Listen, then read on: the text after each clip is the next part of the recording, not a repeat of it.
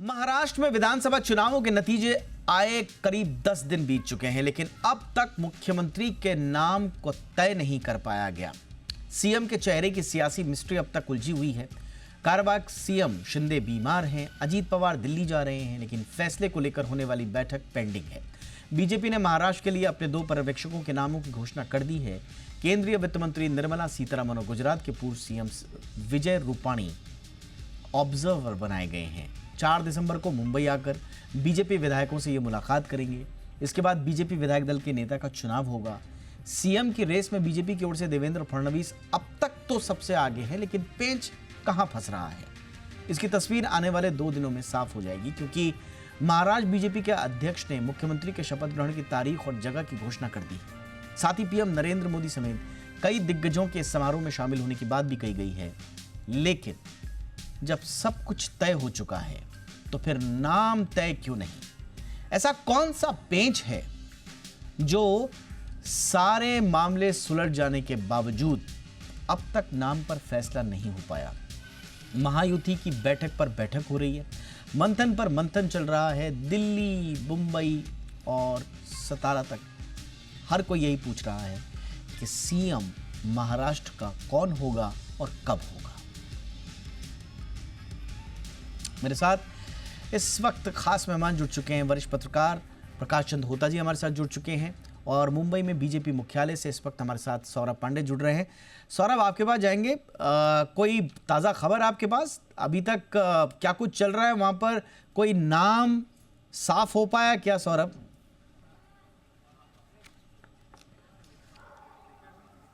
जी बिल्कुल, अगर एक तरह से देखा जाए, जिस तरह से महायुति को जो महा मैंडेट कहा जाए, जनादेश कहा जाए, जो मिला था, उसके बाद ऐसा लग रहा था कि आने वाले 2 से 3 दिनों में जो है सरकार स्थापित हो जाएगी, जिसके बाद जो है राज्य के राजभार में जो है काम होना शुरू हो जाएगा। लेकिन अब जो है करीब करीब 10 दिन पूरे होने को हो चुके हैं, लेकिन अभी भी जो है सीएम कौन होगा उस पर अभी भी महामंथन जारी है।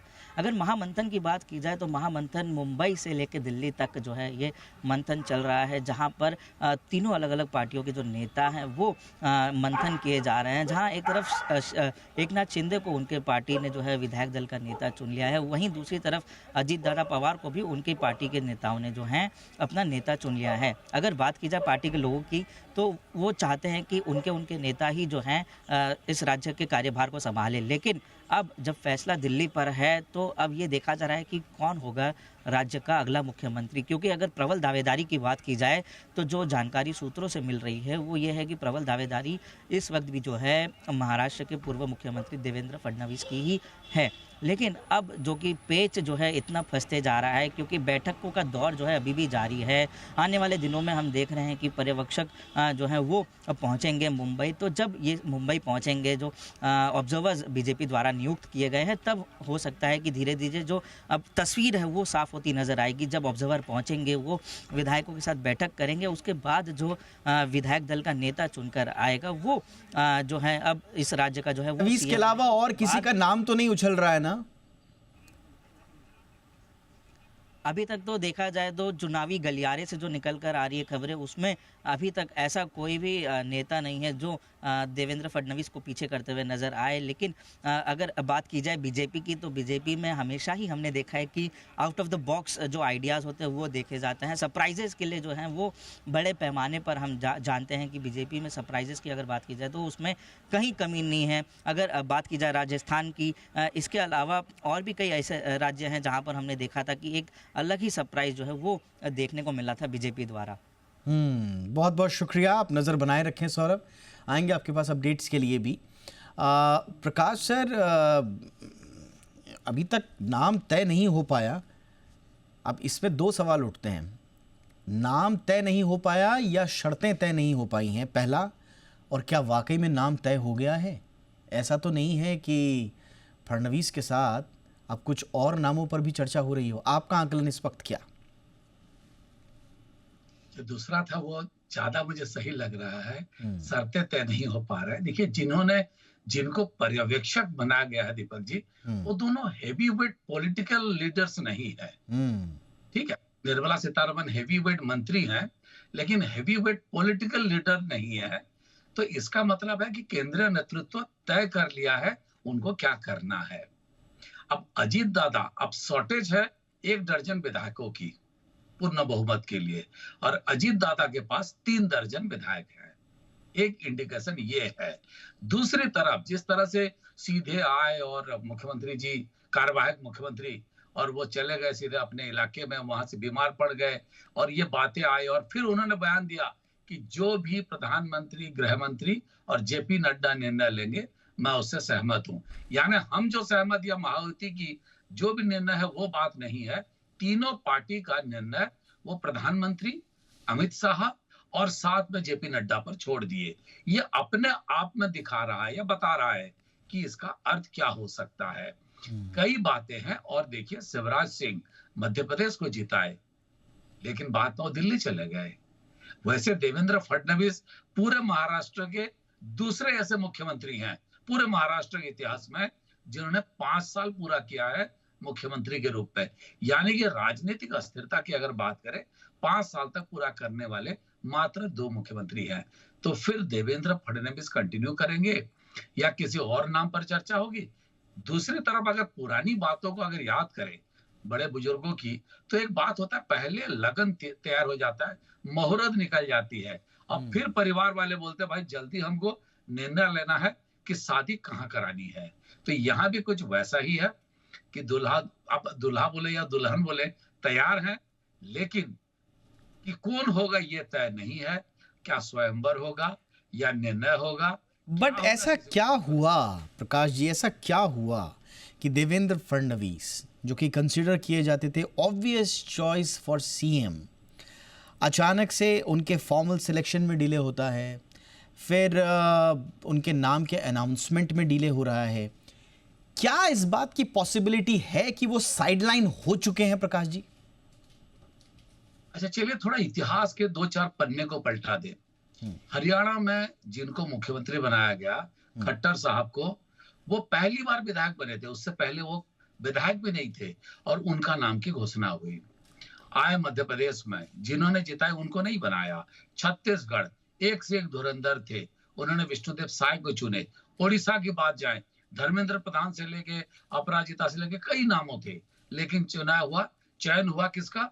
ना मोहन चरण मांझी का। अब राजस्थान को देखिए, जिन्होंने ये पहली बार के विधायक वो मुख्यमंत्री बन गए। यानी कि केंद्रीय नेतृत्व एक तरफ से कह सकते हैं नए नेतृत्व को आगे लाने की कोशिश है, दूसरे तरफ में इसको अगर राजनीतिक पंडितों की भाषा से बात करें दीपक जी, तो ये कहा जा सकता है किसी को बहुत ताकतवर बनाने की कोशिश नहीं हो रही है। अब यही कारण हो सकता है कि लगातार 10 दिन के बाद भी बस हम कयास लगा रहे हैं। करेक्ट। जबकि बहुमत है एब्सोल्युटली महायुति को। जी, अब ये बताइए सर कि अगर सिचुएशन ये है, क्योंकि आरएसएस का भी स्टांस जो है वो लगभग न्यूट्रल ही नज़र आ रहा है, बहुत ज़्यादा फोर्स नहीं कर रहे हैं वो फडणवीस के नाम पर। कास्ट पॉलिटिक्स का भी एक बहुत बड़ा रोल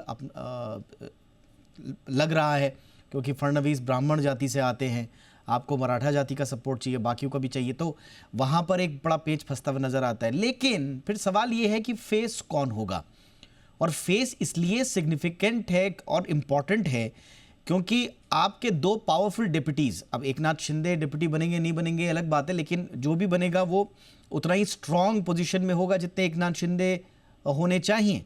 तो एकनाथ शिंदे, अजीत पवार जैसे स्ट्रांग डिप्यूटीज़ को हैंडल करने के लिए भी आपको एक स्ट्रांग फेस चाहिए होगा। तो अगर फडणवीस नहीं तो कौन? आपके सवाल बहुत बेहतरीन है। मैं उसका एक अगर तर्जमा करें तो देखिए, जब मनोहर लाल खट्टर को बनाया गया तो वो वहां पे संख्या गरिष्ठ, जब कास्ट सेंसस पे संख्या गरिष्ठ नहीं थे। विजय रूपाणी जब मुख्यमंत्री बने गुजरात के, वो भी वहां पे संख्या लघु में आते हैं, गरिष्ठता में नहीं आते। अगर देवेंद्र फडणवीस को जब मुख्यमंत्री बनाया गया, तब यह कहा गया कि आप मराठा को नहीं बना के बीजेपी ने एक ब्राह्मण को आगे किया, और देखिए 5 साल के बाद हार गए, लेकिन एक मराठा को आगे किए, अब जीत गए। तो क्या जिस हिसाब से लगातार जिसकी ज्यादा आबादी, ये भले ही कांग्रेस का नारा है, जिसकी जितनी आबादी उसके उतना ही अधिकार, लेकिन बीजेपी ये नहीं अमल करती। तो इस स्वरूप पे अगर देखा जाए पास हिस्ट्री को, तो बीजेपी लगातार चौंकाने वाली और ऐसे व्यक्ति को बना रहे हैं जो ताकतवर नहीं है या पहली बार दूसरी बार के विधायक है। कल अगर हम प्रेस कॉन्फ्रेंस की बात करें एकनाथ शिंदे की, तो उनसे यह भी पूछा गया क्या आप गृह मंत्रालय को उसी हिसाब से मांग करेंगे, यानी कि बात ये भी क्या उठने लगी है राजनीतिक गलियारों में कि अगर वो मुख्यमंत्री नहीं बनते हैं तो कौन सा विभाग मिलेगा, क्या गृह विभाग मिलेगा जिसको माना जाए सबसे ताकतवर है, या दूसरे शब्दों में क्या अजीत दादा अपना पोर्टफोलियो तय कर लिए हैं, जिसके कारण ये सवाल पूछ रहे हैं पत्रकार और वो बोल रहे हैं कि आप बीच बीच में डिस्टर्ब क्यों करते हैं, मुझे मेरे बात रखने दीजिए। यानी कि एकनाथ शिंदे भी उस टॉपिक पे नहीं आना चाहते, वो उस पे चर्चा ही नहीं करते और बार बार एक ही लाइन पे बोलते हैं कि मुझे उस तीन लोगों पे मुझे विश्वास है, प्रधानमंत्री नरेंद्र मोदी, गृह मंत्री अमित शाह और साथ ही बीजेपी के अध्यक्ष, राष्ट्रीय अध्यक्ष जेपी नड्डा। तो आप पूरे अगर बातों को देखेंगे तो असल इसमें पंगा चल रहा है, इसमें कोई शक नहीं है कि पंगा चल रहा है। और इधर से भी जो चंद्रशेखर बावनकुले साहब का स्टेटमेंट आया कि साहब बिल्कुल हमारी स्वेरिंग इन सेरेमनी डेट जो है वो तय हो चुकी है, उसको भी इस तरह से देखा जा रहा है कि इधर से भी एकनाथ शिंदे को जो है वो एक संदेश देने की कोशिश की गई। लेकिन इसकी हाँ बताइए सर। ऐसा भी तो हो सकता है, और निर्णय की स्थिति लगातार खींची जा रही है तो एक तारीख तय कर दिया गया, भाई 6 तारीख को अगर शपथ ग्रहण है तो आपको 5 से पहले या 5 तारीख तक ये फैसला कर लेना है। अब लगातार इस तरह के नहीं हो सकता, आप 17 जाके रह जाए या अपने कॉन्स्टिट्यूएंसी में या कहीं और जाके आप बैठ जाए और चीजें नहीं बन पाए। केयरटेकर इतनी बहुमत के बाद भी अगर नहीं होगा तो क्या ये भी बीजेपी की तरफ से एक प्रेशर टैक्टिस है, हमने तारीख तय कर दिया 6 तारीख, अब आपको बताना है आएंगे नहीं आएंगे या क्या करना है, ये भी तो एक फैक्टर हो सकता है। बिल्कुल। अब मेरा आखिरी सवाल ये होगा सर कि फडणवीस अगर सीएम के पद पर नहीं है तो ऐसा कौन सा पद, ऐसा कौन सी जिम्मेदारी होगी जो वो अपने उपयुक्त पाएंगे और फिर वापस परेशान नहीं करेंगे, जो भी सीएम आएगा जोड़ तोड़ की राजनीति उनके साथ नहीं करेंगे, ऐसी कौन सी जगह है?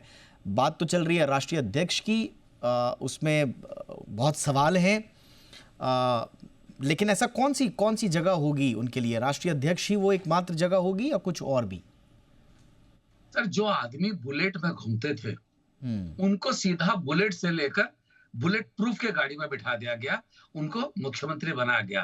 तब सब लोग चौंक गए थे कि देवेंद्र फडणवीस को क्यों चुना गया। लेकिन पार्टी में ऐसे बहुत पद है, आप देखिए शिवराज सिंह चौहान की नजीर है हमारे सबके सामने कि कहां से लेके कहां रखे और क्या रेस्पॉन्सिबिलिटी दिए। संगठन में जगह है, पार्टी में जगह है और सरकार में जगह है, तीनों जगह पे उनको बहुत सारे है, अभी उस पे भी काम कर सकते हैं। लेकिन एक सवाल मेरे मन में आ रहा है कि क्या गडकरी को काउंटर करने के लिए या केंद्रीय मंत्रिमंडल में बैलेंस करने के लिए फडणवीस की जरूरत भी पड़ सकती है क्या दिल्ली में? गडकरी को तो नहीं भेजेंगे ना सर? गडकरी साहब को तो नहीं भेजेंगे सीएम बना के? यार गुंजाइश तो बहुत कम है, क्योंकि पिछले दिनों जिस तरह से वीडियो सामने आए थे और जिस तरह से आपसी संबंध है, ठीक है गडकरी जी आरएसएस के बहुत करीबी हैं, लेकिन वो उन लोगों के चॉइस है क्या जो नेतृत्व का निर्णय आज के डेट में बीजेपी में ले रहे हैं। और बीजेपी में एक बात को समझिए, गडकरी जी अपने ढंग से काम कर रहे हैं और हर बयान वो अपने ढंग से दे रहे हैं, तो क्या उनको भी काउंटर करने के लिए या पॉलिटिकल उसको बैलेंस लाने के लिए एक नेता का दिल्ली में जरूरत हो सकती है? बिल्कुल, ये भी तो एक फैक्टर। ये बहुत सारे सवाल हैं। दरअसल बिल्कुल सही बात है कि रिजल्ट आने के बाद से 10 दिन बाद भी आज हम सिर्फ कयास लगा रहे हैं, सवाल उठा रहे हैं, जवाब मिल नहीं रहा। अब इन सवालों में ही अपने आप पे एक जवाब ये भी है कि देवेंद्र फडणवीस के लिए राह तो आसान नहीं है। उनके लिए कुछ ऑब्वियस चीज़ें जो पहले लग रही थी वो चीज़ें उतनी ऑब्वियस नहीं हैं जितनी समझी जा रही हैं, और संभवतः वो रीसेंट पास्ट के अगर वो सीएम की कुर्सी तक नहीं पहुंच पा रहे हैं या बड़ा मुश्किल हो रहा है उनको, तो आप ये कह सकते हैं कि बड़ी विचित्र स्थिति है देवेंद्र फडणवीस की कि उनकी पार्टी की या उनकी खुद की लैंडस्लाइड विक्ट्री ही उनके लिए सीएम पद का रोड़ा बनकर सामने आ गई है। ये ऐसी विचित्र स्थिति है। अगर 3-5 कहीं ऊपर नीचे हो रहा होता तो इसमें कोई शक ही नहीं था कि बिना सोचे समझे देवेंद्र फडणवीस का नाम तय हो जाता, लेकिन विक्ट्री इतनी बड़ी है, समीकरण इतने खुल गए हैं, पर्सपेक्टिव इतने खुल चुके हैं कि वो शायद फडणवीस कहीं पीछे होते हुए नजर आ रहे हैं। लेकिन देखते हैं आखिरकार किसके नाम का अनाउंसमेंट होगा, ये वक्त बताएगा, उसका विश्लेषण भी होगा। लेकिन फिलहाल प्रकाश सर, वक्त निकाला आपने, थैंक यू सो मच इस विश्लेषण के लिए।